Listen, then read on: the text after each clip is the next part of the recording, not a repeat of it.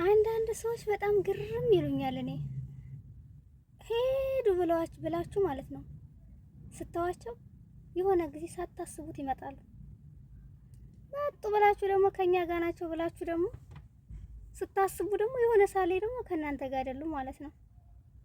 በነገራችን ላይ ወንዶችም ሆነ ሴቶች ማለት ነው እንደዚች አይነት ፍቅረኛ ካለች መጣች ስትላት የምትሄድ ሄደች ስትላት የምትመጣ ፍቅረኛ ካለች ወይም ደግሞ ሴትም ሆነሽ ደግሞ መጣ ስትይው የሚሄድ ሄደ ስትይው የሚመጣ ፍቅረኛ ካለሽ አንቺ ሁለተኛ ነሽ። ምክንያቱም አንቺ ጋር የሚመጣው ያችኛዋ ስታኮርፈው ነው፣ ወይ ደግሞ ያችኛዋ ችላ ችላ ስትለው ነው።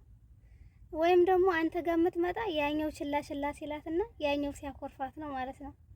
እንደዚህ አይነት ሰዎች በነገራችን ላይ የተስተካከለ ህይወት የላቸውም፣ ወላዋይ ናቸው ማለት ነው።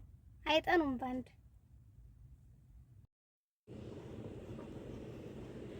እስቲ እንደኔ ጠዋት ተነስታችሁ በተለይ እሁድ ቀን ማለት ነው፣ በተለይ በሰንበት ቀን ተነስታችሁ ወይ ቡና ወይ ደግሞ ነስከፌ ስጠጡ በዚህን ሰዓት ምን አለ ከቤተሰቦቼ ጋር ብሆን ከእናት ከአባቴ ጋር ከእህቶቼ ከወንድሞቼ ጋር ሆኜ አብሬያቸው ቁጭ ብዬ ቡና በጠጣው ወይም ደግሞ ነስከፌ በጠጣው ወይም ደግሞ ቁርስ በበለው ብላችሁ ብትመኛላችሁ እንደኔ እኔ የሁሌ ምኞቴ የእሱ ነው።